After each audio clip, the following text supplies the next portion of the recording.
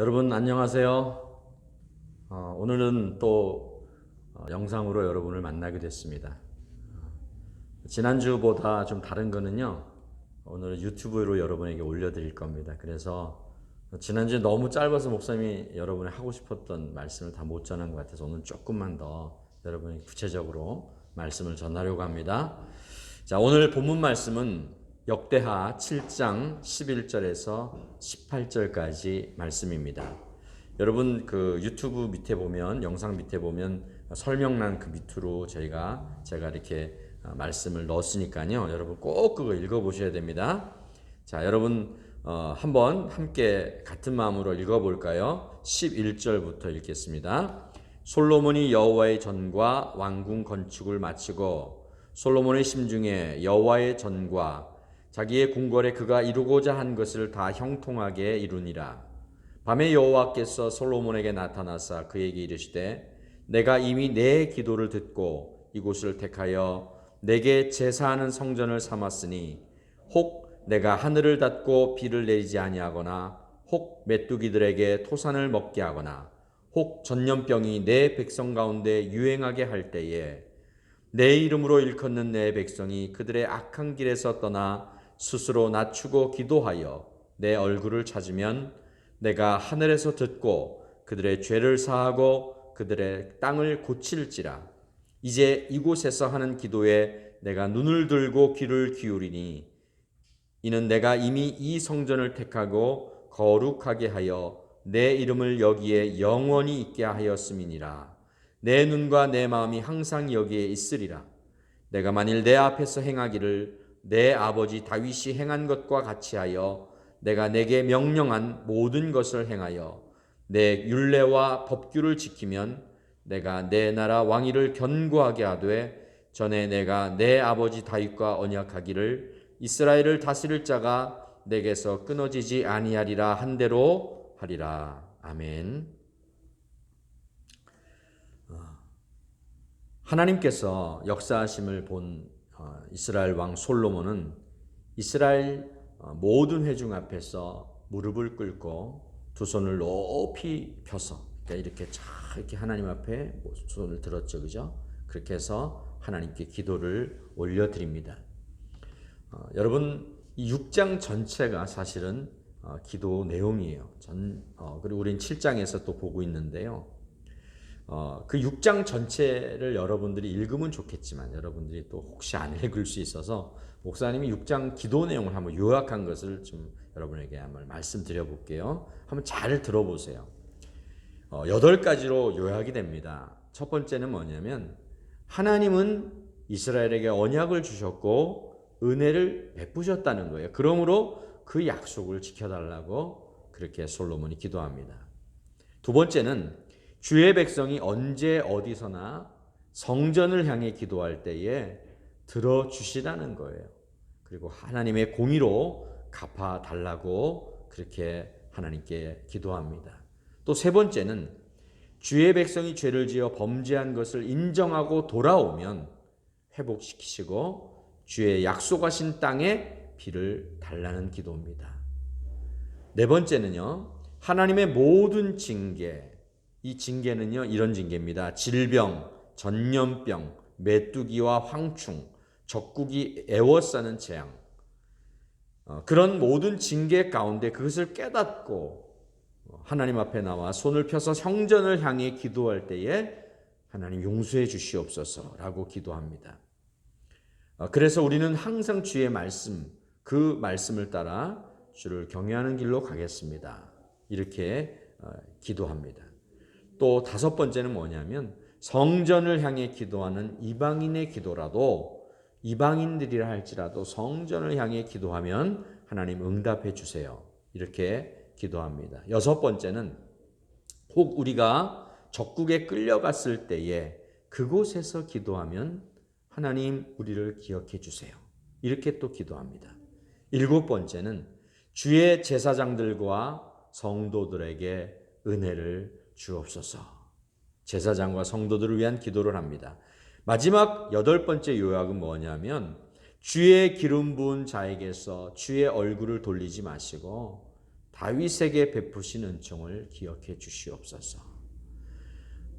지금 6장 우리는 7장을 읽었는데 역대하 6장에는 이렇게 8가지로 요약한 기도를 솔로몬이 하나님께 올리는 것입니다. 하나님께 이 기도를 올려드렸을 때에 하나님께서는 하늘에서 불을 내리셔서요 모든 번제물을 태우시고 그리고 성전 안에 하나님의 영광을 가득히 채우심으로 그 기도에 대해서 응답해 주셨어요. 성전이 완공된 후에 기도를 드리고 또 풍성하게 하나님께 예배를 드린 다음에 어떤 일이 일어났냐면 하나님께서 솔로몬에게 나타나셔서 이렇게 말씀하십니다. 그것이 이 말씀이 오늘 우리가 읽은 본문 중 하나입니다. 여러분 다시 한번 그 설명란에 들어가셔서 12절 13절 말씀 한번 보세요. 제가 읽어볼 테니까.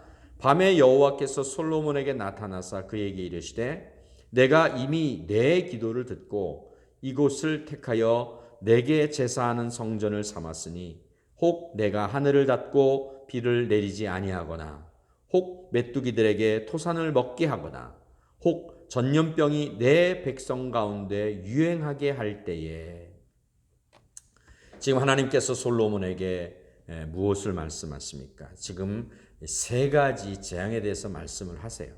첫 번째가 뭐라고요? 하늘에서 비가 내리지 않는다. 두 번째는 메뚜기 떼가 토산을 먹는다. 세 번째는 전염병이 유행한다.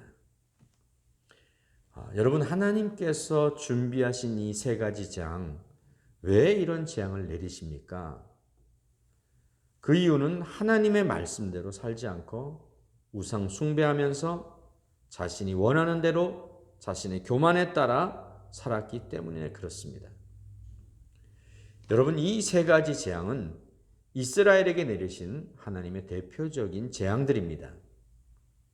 비가 오지 않는 것, 그리고 메뚜기 떼를 보내는 것, 그리고 전염병을 보내시는 것.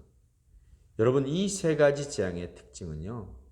인간의 힘으로는 절대 이 재앙을 극복할 수 없다는 것입니다. 아합 시대에 3년 동안 비를 하나님께서 주시지 않았습니다.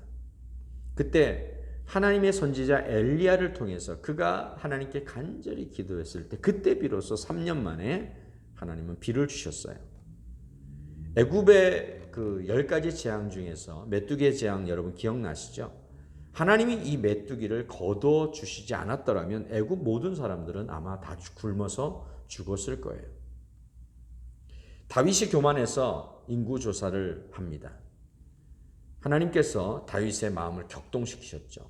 이스라엘 백성들의 죄를 하나님 묻기 위해서였습니다. 그때 하나님이 세 가지를 대해서 말씀하셨을 때 다윗은 세 번째인 전염병을 선택했어요. 왜냐하면 하나님 손에 나를 맡겨드립니다. 그래서 하나님에게 부탁드렸더니 하나님은 전염병을 보내셨는데 그때 그 전염병을 통해서 이스라엘 백성들 7만 명이 죽게 됩니다. 여러분 지금 중국이 이 코로나 바이러스로 인해서 죽은 인원이 약 4천 명이 좀 안 되는 걸로 목사님 기억하는데 지금 이탈리아가 그보다 훨씬 더 죽은 사람이 많다 그러죠.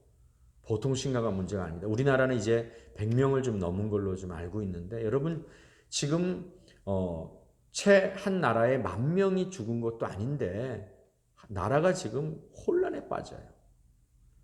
근데 7만 명이 전염병으로 죽었습니다. 여러분 한번 상상해 보세요. 그 당시에 이스라엘 백성들이 얼마나 엄청난 혼란 가운데 빠졌을까요? 한 집 건너 한 집 건너 내 가족들 중에 누군가가 내 이웃 중에 누군가가 이 전염병으로 인해서 희생을 당했다고 생각해 본다면 여러분 얼마나 그들에게 혼란이 컸을까요? 여러분 우리는 하나님의 손에 달려 있습니다. 우리의 모든 문제는 하나님의 손에 달려 있어요. 하나님께서 구해 주셔야만이 우리는 살 수가 있어요.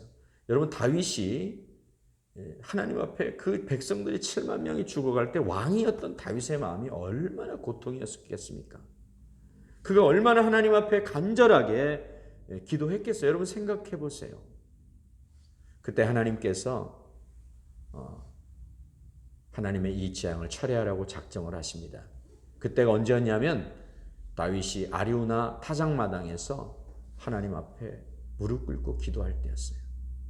그때 하나님의 그 말씀을 듣고 칼을 들고 전염병을 내었던 그 천사에게 하나님 말씀하세요. 이제 칼을 거두어라. 족하니 이제 칼을 거두어라. 여러분, 하나님께서 거두셔야 전염병이 그치는 거예요. 여러분, 우리는 이 상황 속에서 이 참 무서운 재앙 가운데 우리는 기억해야 할 것이 있습니다. 그것이 무엇이냐면 하나님의 재앙 가운데서도, 하나님의 무서운 재앙 속에서도 하나님의 긍휼하심은 반드시 있다는 거예요. 하나님은 반드시 긍휼하심을 가지고 계세요. 우리가 그 긍휼하심으로 나아가야 돼요. 우리는 어떻게 하나님의 긍휼하심 앞에 설 수 있습니까? 어떻게 우리가 하나님 앞에 설 수 있냐는 것이죠. 우리도 죄인인데. 우리 함께 13, 14절을 다시 한번 볼까요?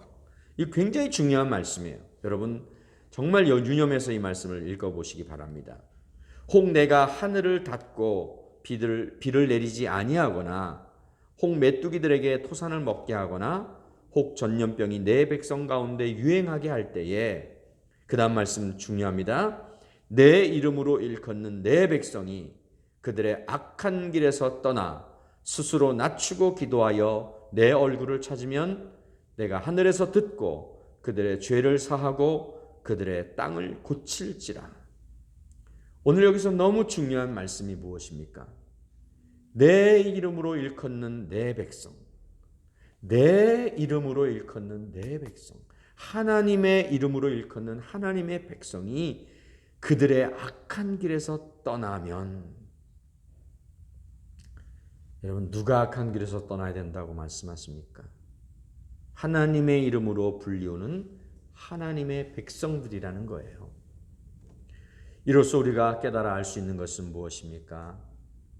하나님은 하나님의 백성을 통해서 회복하시기를 원하세요.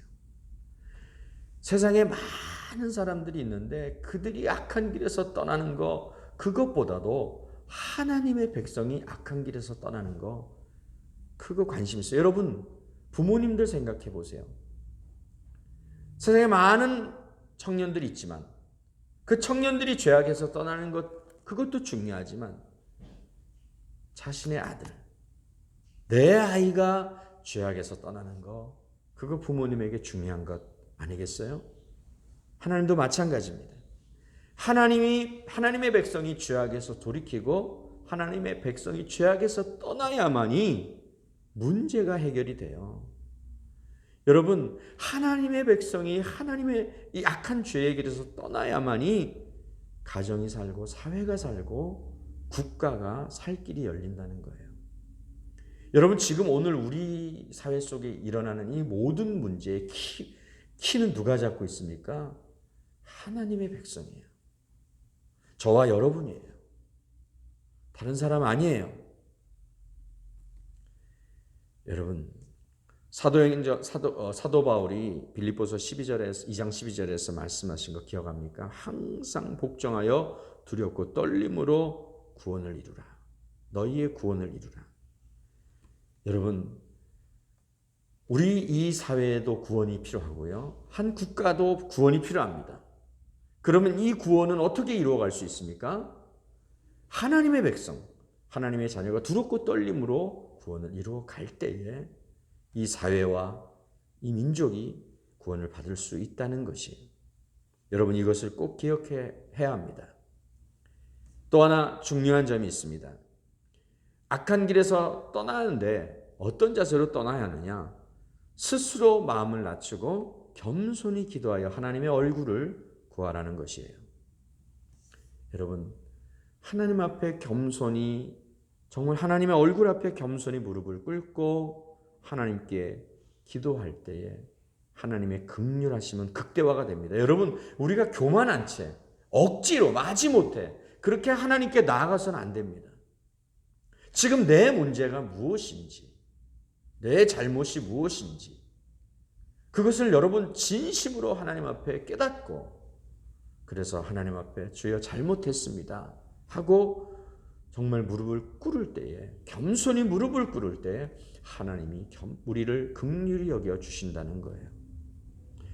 요나가 그토록 싫어하던 니느웨 백성들 하나님의 심판의 말씀을 들었을 때 어땠습니까? 임금으로부터 말 못하는 짐승까지 여러분 죄를 뒤집어쓰고 금식하며 하나님 앞에 기도했어요.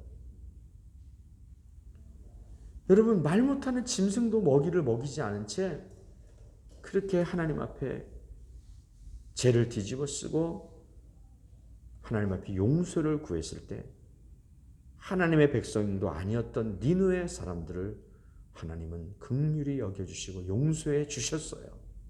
그런데 하나님의 백성이면 오죽하겠습니까? 하나님의 백성들이 기도할 때 왜 하나님이 용서하지 않으시겠습니까? 이사야 55장 7절에 이렇게 말씀해요.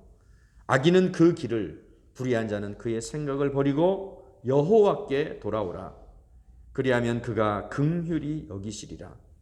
우리 하나님께 돌아오라. 그가 너그럽게 용서하시리라.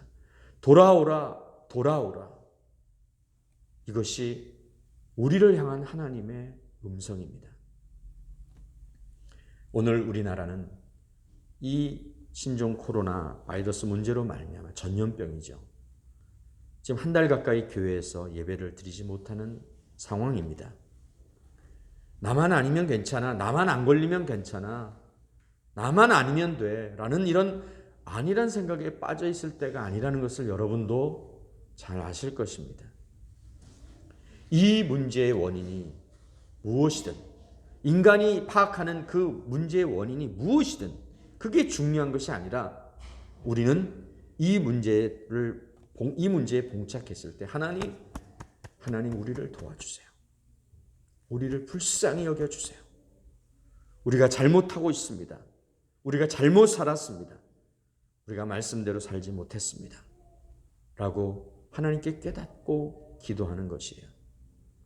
여러분 과거와 달리 지금 온 세계는 함께 영향을 주고 함께 영향을 받는 시대입니다. 마크 립시치라는 그 하버드의 교수가 있습니다. 그 교수가 이런 말을 했어요. 올해 전 세계 40%에서 70%가 코로나에 감염될 수 있다. 여러분들도 그분의 경고를 아마 들어보셨을 것입니다. 오늘 우리는 특별히 내 자신을 돌아보아야 됩니다. 말씀의 홍수 시대라고 하지만 말씀으로 사는 것 이거 등한히 여겨요. 말씀으로 사는 것 여기에 관심이 없어요. 생명수되는 말씀을 마시지 않으니까 여러분 어떻게 됩니까? 그 말씀의 홍수 시대에도 고간을 느끼면서 기근에 시달리면서 배고파하고 목말라 합니다. 영적으로 목말라 합니다. 여러분 아무리 물이 많은들 무슨 소용이 있습니까? 마시지 않는다면 해결될 수 없어요. 여러분 하나님의 말씀으로 살아야 영적인 면역력이 강해집니다. 모든 죄의 바이러스들을 물리칠 수가 있어요.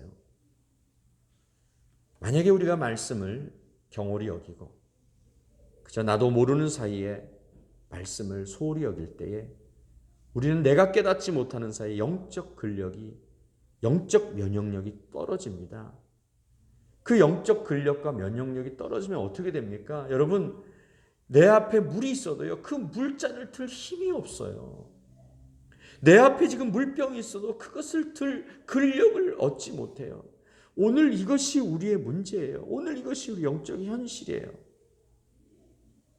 그러니 우리는 어떻게 해야 합니까? 우리가 말씀으로 다시 주님 앞에 서야 합니다. 근력을 얻어야 합니다. 힘 있는 자, 건강한 자가 약한 자를 또 병든 자를 도울 수가 있어요. 그러므로 오늘 우리 샘물교회 청년들 정말 말씀으로 영적 근력을 키우세요. 오늘 목사님이 여러분에게 다시 한번 부탁합니다. 제가 일주일 전에 사사기를 다시 읽자고 여러분에게 스케줄을 해서 팀장들에게 보내줬어요. 잘 읽다가도 또 안 읽는 경우도 생기고 또 아예 말씀을 못 읽는 경우도 있어요. 아마 많은 청년들은 또 이 말씀을 또 열심히 읽고 있습니다. 여러분 기억하세요. 이때에 우리가 사사기 말씀을 신중하게 읽으셔야 됩니다. 왜 그렇습니까? 사사기는 이스라엘의 실패를 교훈하고 있어요. 오늘 우리가 이스라엘의 실패를 통해서 우리가 반면 교사로 삼아야 합니다. 우리는 그러지 말아야 되잖아요. 우리가 이스라엘의 실패를 통해서 우리 하나님 앞에 어떻게 바르게 살아야 되는지 우리는 교훈을 얻어야 합니다. 그래서 여러분 진지하게 사사기 말씀을 읽어보세요. 여러분 하나님께서 우리 청년들을 얼마나 사랑하시는지 여러분 아세요? 목사님이 그런 얘기 자주 하는데 하나님은 청년들의 기도를 정말 기뻐하세요. 청년들이 기도할 때 하나님은 들으실 겁니다. 오늘 이 시대는 누구보다도 청년의 기도가 필요한 시대입니다. 청년의 기도가 나라를 회복할 거예요. 국가가 어려움을 당하고 또 힘을 잃어가고 또 이 어려움 가운데 추후에 우리에게 일어날 후유증이 얼마나 클지 모르는 이 여러 가지 안타까운 상황 가운데 하나님의 백성이라 일컬어지는 하나님의 청년들이 겸손하게 회개하고 겸손하게 하나님의 도우심을 구하며 하나님의 긍휼하심을 원한다면 우리 하나님 어떻게 하시겠습니까? 반드시 그 기도를 들어주실 것입니다. 사랑하는 여러분은 내일의 주인공들입니다. 여러분 지금도 그렇지만 머지않아 여러분 나라를 이끌어가야 될 사람들입니다. 위기는 기회입니다. 확실합니다. 여러분 위기가 클수록 기회도 큽니다. 이때에 우리 더욱 하나님 앞에서 기도하고 소망을 품고 여러분 이때 더 꿈꾸십시오. 이때 이런 상황을 보면서 하나님 앞에 더 소망을 가지십시오. 그래서 하나님이 기뻐하실 대한민국을 꿈꾸며 기도할 수 있기를 바랍니다. 비록 부족하지만 우리의 기도가 우리의 회개가 정말 하나님께 상달되어 이 땅이 용서를 받고 고침받는 그런 역사가 일어나기를 목사님은 또 기회가 되는 대로 기도하겠습니다. 여러분 목사님이 그냥 공치사를 것이 아니라 매일 낮에도 나와서 기도하고 밤에도 기도하는 지금 스케줄을 따라 기도하는데 사순절이라서 기도하고 있습니다. 그때 여러분의 이름 하나하나를 불러가며 목사님 기도하고 있습니다. 여러분 지금 우리 이 상황은 현실적인 상황입니다. 지금 유럽은 전시 상황이라 그러잖아요. 여러분 우리가 이때도 정신을 가다듬지 못한다면 어떻게 되겠습니까? 정말 지혜로운 청년들 되기를 소망하고요. 여러분 말씀 붙잡고 여러분 하나님께 나아갈 수 있는 그런 복된 청년들 다 될 수 있기를 다시 한번 주님의 이름으로 축복합니다. 기도하겠습니다. 하나님 오늘 솔로몬의 기도 그리고 그 기도에 대한 하나님의 응답의 말씀을 가지고 우리 청년들과 나누었습니다. 이 시대 이 상황을 분별할 수 있도록 성령이여 우리를 도와주셔서 오늘 우리 샘물교회 청년들 말씀 가운데 그 말씀을 붙잡고 기도하여 이 나라와 민족과 세계와 열방의 소망이 될 수 있도록 도와주시옵소서. 우리 하나님께 문제 해결의 열쇠가 있습니다. 주여 우리를 도와주시고 살려주시옵소서.